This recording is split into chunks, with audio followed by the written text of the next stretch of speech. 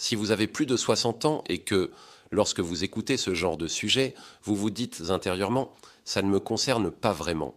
Je suis encore lucide, je comprends bien, je réfléchis normalement. Alors ce que je vais vous dire mérite toute votre attention parce que le cerveau ne commence pas à faiblir au moment où tout devient confus. Il ne commence pas à faiblir quand on ne comprend plus rien, quand on se trompe constamment, quand on perd complètement le fil.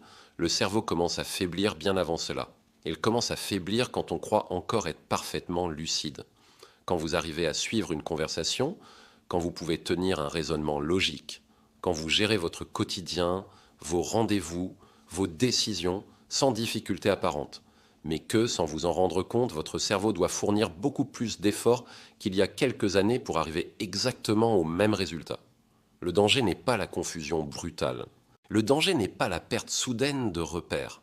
Le vrai danger, c'est l'illusion de lucidité.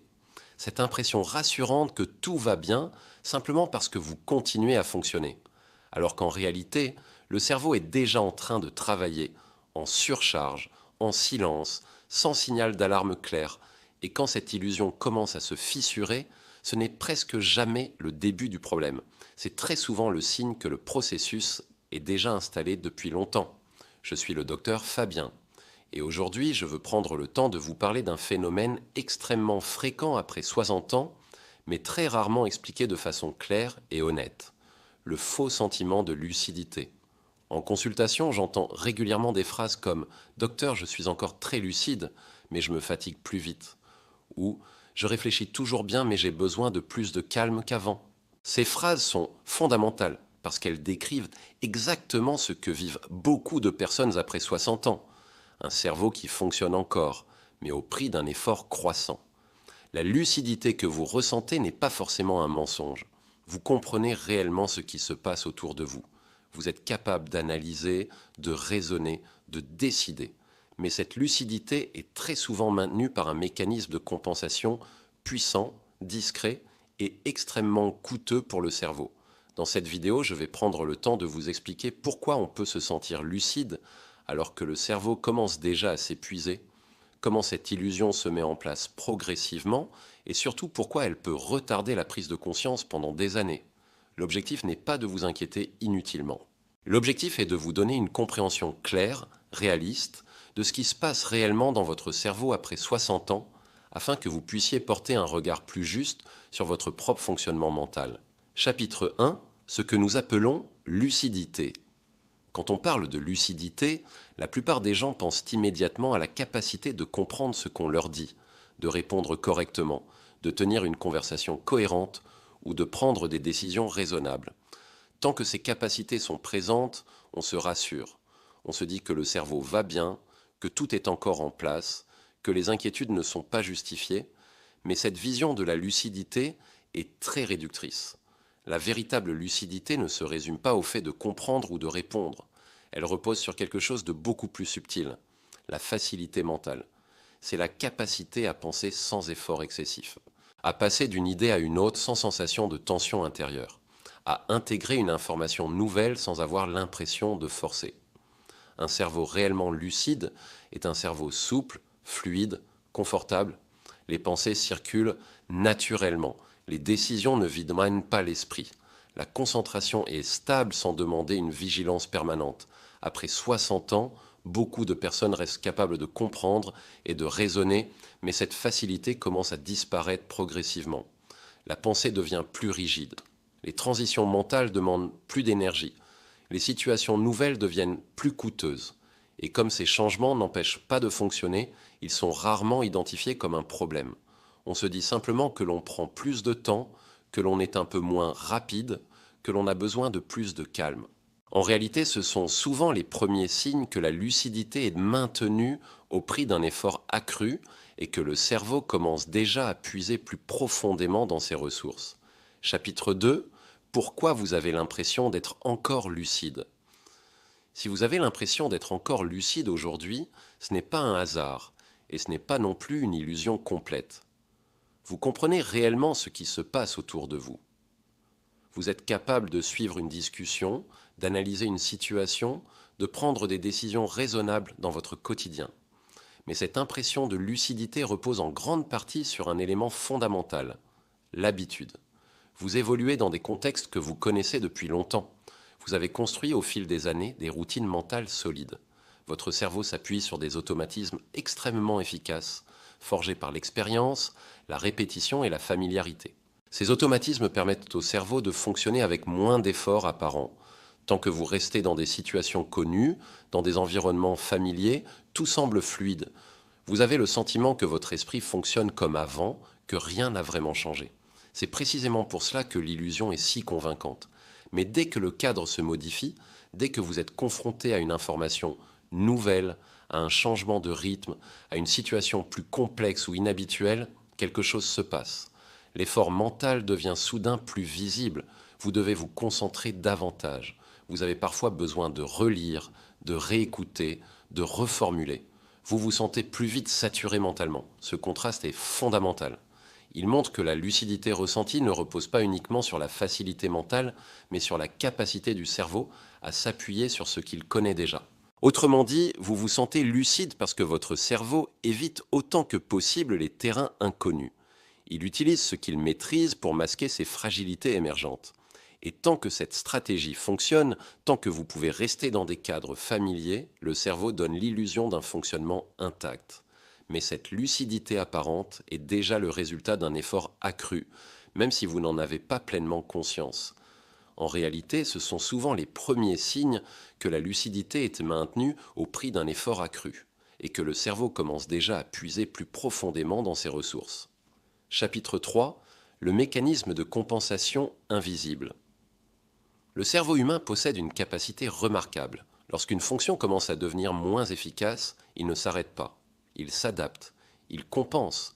C'est ce mécanisme qui permet de continuer à fonctionner malgré les changements liés à l'âge. Après 60 ans, ce mécanisme de compensation devient central dans le fonctionnement cérébral. Lorsque certaines connexions deviennent moins rapides, lorsque certaines zones sont moins performantes qu'auparavant, le cerveau ne lâche pas. Il mobilise davantage de ressources pour maintenir le même niveau de clarté mentale.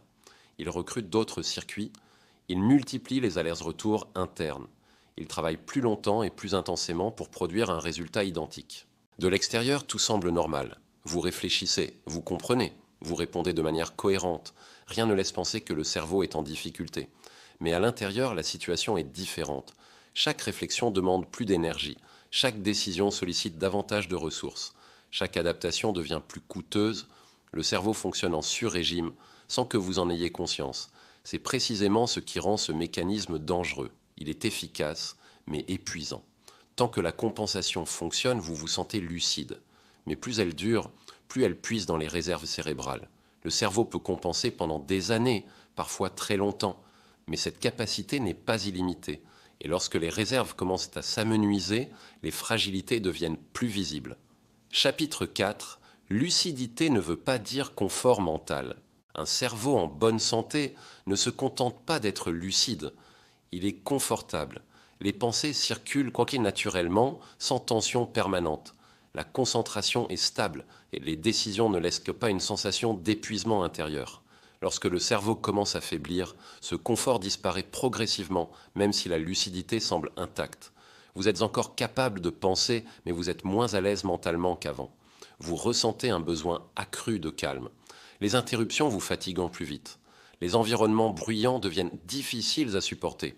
Vous pouvez toujours suivre une discussion, mais elle vous coûte davantage. Vous pouvez toujours prendre des décisions, mais elles vous vident plus rapidement. Et comme vous continuez à fonctionner, vous vous dites que tout va bien. C'est là que le piège se referme. Vous confondez capacité et confort. Vous confondez le fait de pouvoir avec le fait de bien fonctionner. Or, un cerveau qui fonctionne sans confort est un cerveau qui fonctionne en surcharge permanente. Cette perte de confort mental est l'un des signaux les plus précoces du déclin silencieux, mais aussi l'un des plus ignorés, parce qu'elle ne bloque pas immédiatement la vie quotidienne. Chapitre 5. La fatigue cérébrale qui s'installe avec le temps. La surcharge cérébrale devient une fatigue mentale chronique. Ce n'est pas une fatigue brutale, ni un épuisement soudain. C'est une fatigue diffuse, persistante, qui s'installe lentement. Vous pouvez vous sentir plus irritable qu'avant, plus impatient, moins tolérant aux détails ou aux imprévus. Des choses qui ne vous gênaient pas autrefois deviennent pesantes. Vous avez parfois l'impression que votre esprit est plein, saturé, même sans raison précise. Cette sensation est difficile à expliquer, mais elle est très réelle. Beaucoup de personnes attribuent cette fatigue à l'âge, au stress ou au rythme de vie. En réalité, elle traduit souvent un cerveau qui fonctionne en permanence au-dessus de son niveau de confort. Dormir ne suffit pas toujours à corriger cette fatigue, car le cerveau reste en tension, même au repos. Il n'a plus de véritable phase de récupération profonde. Cette fatigue mentale chronique renforce encore l'illusion de lucidité. Vous fonctionnez toujours, mais chaque effort vous coûte davantage qu'avant. Autrement dit, vous vous sentez lucide parce que votre cerveau évite autant que possible les terrains inconnus. Il utilise ce qu'il maîtrise pour masquer ses fragilités émergentes. Et tant que cette stratégie fonctionne, tant que vous pouvez rester dans des cadres familiers, le cerveau donne l'illusion d'un fonctionnement intact. Mais cette lucidité apparente est déjà le résultat d'un effort accru, même si vous n'en avez pas pleinement conscience. En réalité, ce sont souvent les premiers signes que la lucidité est maintenue au prix d'un effort accru et que le cerveau commence déjà à puiser plus profondément dans ses ressources. Chapitre 6. Pourquoi ce phénomène passe inaperçu?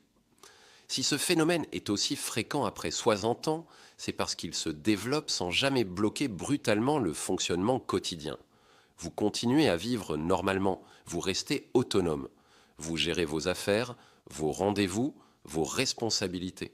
Rien ne vous oblige à vous arrêter, et c'est précisément ce qui rend la situation trompeuse. Le cerveau ne déclenche pas d'alarme claire, il ne provoque pas de douleur, il ne crée pas de rupture évidente, il s'adapte, il contourne, il compense. Tant que vous arrivez à faire ce que vous avez à faire, vous concluez naturellement que tout va bien. Vous banalisez les signaux, vous relativisez les lenteurs, vous expliquez la fatigue par l'âge, par le contexte, par la vie en général. Il y a aussi un phénomène de comparaison. Tant que vous voyez des personnes autour de vous qui semblent aller moins bien, vous vous rassurez. Vous vous dites que vous êtes encore dans la norme, que vous tenez le coup, que vous n'êtes pas concerné. Mais cette comparaison est trompeuse parce que chacun compense différemment. Certains cerveaux compensent longtemps, très longtemps, sans donner de signes visibles. Ce sont souvent ces personnes-là qui sont les plus surprises lorsque la fatigue mentale devient envahissante. Le danger n'est donc pas l'ignorance volontaire, le danger c'est l'absence de signal clair. Le cerveau continue à fonctionner mais au prix d'un effort invisible, constant, qui finit par peser lourdement sur la durée. Chapitre 7. Le risque d'attendre trop longtemps. Beaucoup de personnes pensent que tant qu'elles sont lucides, il n'y a pas de problème. Elles attendent un signe évident, une rupture franche, quelque chose qui prouverait clairement que le cerveau ne va plus bien. C'est une erreur fréquente. Lorsque la lucidité commence réellement à se fissurer, cela signifie que le cerveau a déjà utilisé une grande partie de ses capacités de compensation. Il a travaillé en surcharge pendant des années.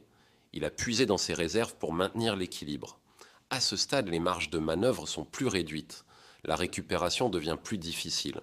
La fatigue s'installe plus vite. Le confort mental disparaît plus rapidement après chaque effort. Ce n'est pas une chute brutale, c'est une transition progressive, mais irréversible si elle est ignorée trop longtemps. Beaucoup de personnes ont alors l'impression que tout s'est dégradé d'un coup. En réalité, le processus était déjà en place depuis longtemps. Ce qui change, c'est que le cerveau n'a plus suffisamment de ressources pour masquer ses fragilités. Attendre trop longtemps, ce n'est pas être prudent. C'est souvent perdre un temps précieux, celui où le cerveau avait encore une vraie marge d'adaptation et de récupération. Chapitre 8. Ce qu'il faut réellement comprendre après 60 ans. Après 60 ans, la question la plus importante à se poser n'est pas « est-ce que je suis encore lucide ?»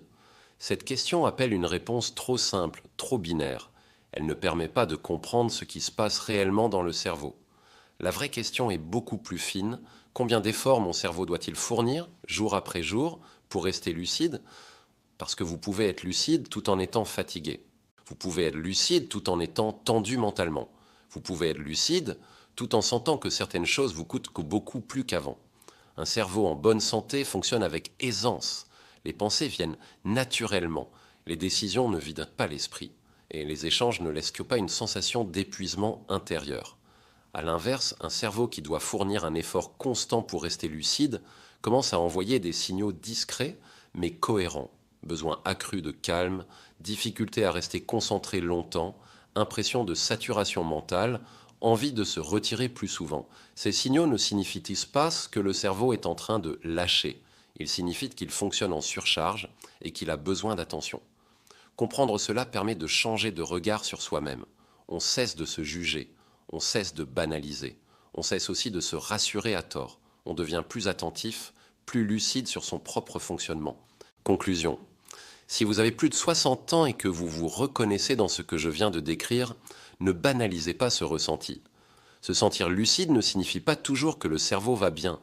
Très souvent, cela signifie simplement qu'il compense encore. Et plus il compense, plus il s'use.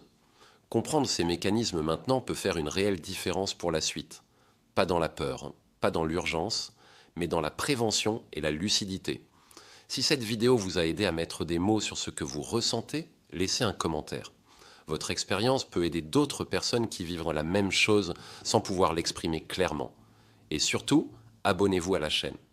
Parce que dans les prochaines vidéos, nous continuerons à expliquer en profondeur ce qui se passe réellement dans le cerveau après 60 ans, afin de vous donner les clés pour mieux comprendre, mieux anticiper et mieux préserver votre confort mental. Autrement dit, vous vous sentez lucide parce que votre cerveau évite autant que possible les terrains inconnus. Il utilise ce qu'il maîtrise pour masquer ses fragilités émergentes. Et tant que cette stratégie fonctionne, tant que vous pouvez rester dans des cadres familiers, le cerveau donne l'illusion d'un fonctionnement intact. Mais cette lucidité apparente est déjà le résultat d'un effort accru, même si vous n'en avez pas pleinement conscience. En réalité, ce sont souvent les premiers signes que la lucidité est maintenue au prix d'un effort accru et que le cerveau commence déjà à puiser plus profondément dans ses ressources.